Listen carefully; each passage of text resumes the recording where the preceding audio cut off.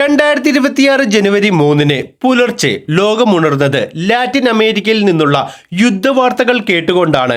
American president Donald ട്രംപിന്റെ ഉത്തരവിനെ തുടർന്ന് വെനസ്വേലയുടെ ആകാശത്ത് US യുദ്ധവിമാനങ്ങൾ ഇരമ്പിയെത്തി. ഓപ്പറേഷൻ അബ്സല്യൂട്ട് റീസോൾവ് എന്ന് പേരിട്ട ഈ ദൗത്യം കേവലം മണിക്കൂറുകൾക്കുള്ളിൽ വെനസ്വേലിയൻ പ്രസിഡന്റ് നിക്കോളാസ് മഡോറയെ പിടികൂടി വാഷിംഗ്ടണിലേക്ക് കൊണ്ടുപോയി. പതിറ്റാണ്ടുകളായി തങ്ങളെ വെല്ലുവിളിച്ച ഒരു ഭരണാധികാരിയെ സ്വന്തം കൊട്ടാരത്തിൽ നിന്ന് പിടികൂടിയതിനെ അമേരിക്ക തങ്ങളുടെ ചരിത്രത്തിലെ ഏറ്റവും വലിയ സൈനിക വിജയമായി പ്രഖ്യാപിച്ചു.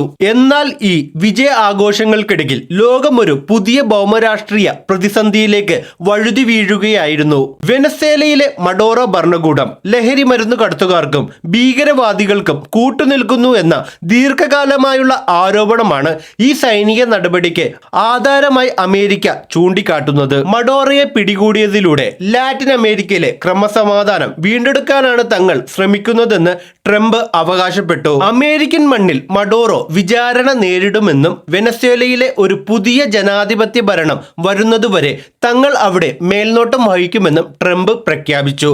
എണ്ണ ഉൽപാദനം വീണ്ടും സജീവമാക്കുമെന്നും അദ്ദേഹം കൂട്ടിച്ചേർത്തു. അമേരിക്കയുടെ നീക്കത്തിനെതിരെ ഏറ്റവും ശക്തമായി ആദ്യം പ്രതികരിച്ചത് റഷ്യയാണ്. വെനസ്വേലയുടെ പരമാധികാരത്തിന്മേലുള്ള കടന്നുകയറ്റമാണ് ഇതെന്നും അന്താരാഷ്ട്ര നിയമങ്ങളുടെ നഗ്നമായ ലംഘനമാണിതെന്നും മോസ്കോ വ്യക്തമാക്കി. റഷ്യയുടെ ഏറ്റവും അടുത്ത സുഹൃത്ത് രാജ്യമായ വെനസ്വേലയെ തനിച്ചാക്കില്ലെന്ന് വ്ളാഡിമിർ പുടിന്റെ ഭരണകൂടം മുന്നറിയിപ്പ് നൽകി.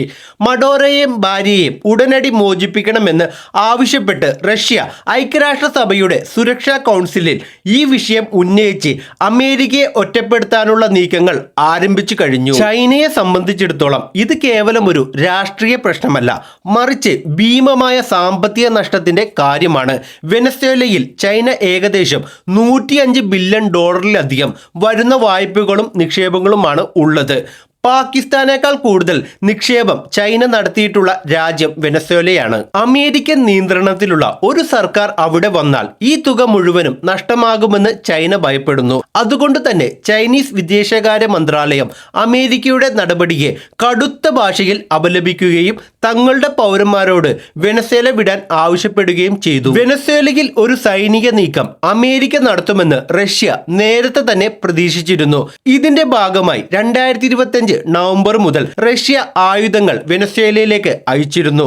ഇതിൽ ഏറ്റവും പ്രധാനപ്പെട്ടതായിരുന്നു പാന്റിസർ S-1 മിസൈൽ പ്രതിരോധ സംവിധാനം. ഇതിനു പുറമെ S-300 ബാറ്ററികളും റഷ്യ നൽകിയിരിക്കുന്നു. അമേരിക്കയുടെ വ്യോമ ആക്രമണങ്ങളെ പ്രതിരോധിക്കാൻ മഡോറയുടെ സൈന്യത്തിന് ഈ ആയുധങ്ങൾ കരുത്ത് നൽകിയെങ്കിലും അമേരിക്കയുടെ സാങ്കേതിക വിദ്യയുടെ മുന്നിൽ അവക്ക് എത്രത്തോളം പിടിച്ചു നിൽക്കാൻ കഴിഞ്ഞു എന്നത് തർക്കവിഷയമാണ്. മഡോറോ അറസ്റ്റിലായതോടെ വൈസ് പ്രസിഡന്റ് ഡെൽസി റോഡ്രിഗ്സ് വെനസ്വേലയുടെ ആക്ടിംഗ് പ്രസിഡന്റായി സ്വയം പ്രഖ്യാപിച്ചു. മഡോറോ പിടിക്കപ്പെടുമ്പോൾ അവർ റഷ്യയിലായിരുന്നുവെന്ന് റിപ്പോർട്ടുകൾ സൂചിപ്പിക്കുന്നു. മോസ്കോയിൽ ഇരുന്നു കൊണ്ട് അവർ ഭരണം തുടരുകയാണെങ്കിൽ അത് വെനസ്വേലയിൽ ഒരു സമാന്തര സർക്കാർ സംവിധാനത്തിന് വഴിയൊരുക്കും. റഷ്യയുടെയും ചൈനയുടെയും പിന്തുണയുള്ള ഈ പ്രവാസ ഭരണകൂടം അമേരിക്കയ്ക്ക് വലിയ തലവേദനയാകും സൃഷ്ടിക്കുക. ലോകത്തിലെ ഏറ്റവും വലിയ എണ്ണ ശേഖരമുള്ള രാജ്യമാണ് വെനസ്വേല. ചൈനയുടെ വളരുന്ന വ്യവസായങ്ങൾക്ക് ആവശ്യമായ എണ്ണ ഉറപ്പാക്കാൻ വെനസ്വേലയുമായി അവർ ദീർഘകാല കരാറുകളിൽ ഏർപ്പെട്ടിരുന്നു. അമേരിക്കയുടെ സൈനിക ഇടപെടൽ ഈ എണ്ണ വിതരണത്തെ ബാധിക്കുമെന്ന് ചൈനക്കറിയാം.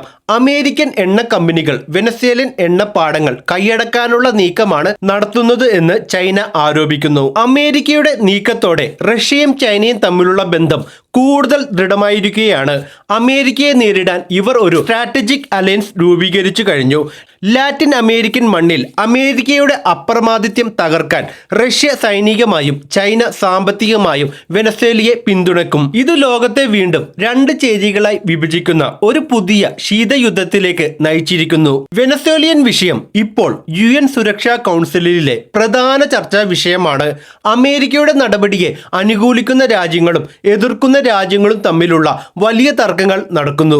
റഷ്യയും ചൈനയും വീറ്റോ അധികാരം ഉപയോഗിച്ച് അമേരിക്കൻ നീക്കങ്ങളെ തടയാൻ ശ്രമിക്കുമ്പോൾ അമേരിക്ക തങ്ങളുടെ സഖ്യകക്ഷികളെ കൂട്ടുപിടിച്ച് ഇതിനെ മറികടക്കാൻ ശ്രമിക്കുന്നു. മഡോറയുടെ അറസ്റ്റിനെ തുടർന്ന് വെനസ്വേലയിലെ ജനങ്ങൾ തെരുവിലിറങ്ങി പ്രതിഷേധിക്കുകയാണ്. ചിലയിടങ്ങളിൽ അമേരിക്കയെ അനുകൂലിക്കുന്നവരും എതിർക്കുന്നവരും തമ്മിൽ തെരുവ് യുദ്ധങ്ങൾ നടക്കുന്നു. രാജ്യം ഒരു ആഭ്യന്തര യുദ്ധത്തിന്റെ വക്കീലാണെന്ന് രാഷ്ട്രീയ നിരീക്ഷകർ വിലയിരുത്തുന്നു. അമേരിക്കൻ സൈന്യത്തിന് എത്ര കാലം അവിടെ സമാധാനം നിലനിർത്താൻ കഴിയുമെന്നത് കണ്ടറിയേണ്ടിയിരിക്കുന്നു. വിദേശകാര്യങ്ങളിൽ ഇടപെടില്ലെന്ന് മുൻപ് പറഞ്ഞ ട്രംപ് തന്റെ രണ്ടാമത്തെ ഊഴത്തിൽ കടുത്ത നീക്കങ്ങളാണ് നടത്തുന്നത്. തന്റെ അയൽപ്പക്കത്ത് റഷ്യയോ ചൈനയോ സ്വാധീനം അനുവദിക്കില്ലെന്ന് കടുത്ത സന്ദേശമാണ് ട്രംപ് നൽകുന്നത്. ഇത് മറ്റു രാജ്യങ്ങൾക്കുള്ള മുന്നറിയിപ്പ് കൂടിയാണെന്ന് വിദഗ്ധർ കരുതുന്നു. വെനസ്വേലയിലെ സംഘർഷം മൂലം ആഗോളതലത്തിൽ എണ്ണവില കുതിച്ചുയരാൻ സാധ്യതയുണ്ട്. ലോക വിപണിയിലെ എണ്ണ വിതരണത്തിൽ വെനസ്വേലയ്ക്ക് വലിയ പങ്കുണ്ട്. യുദ്ധം നീണ്ടുപോയാൽ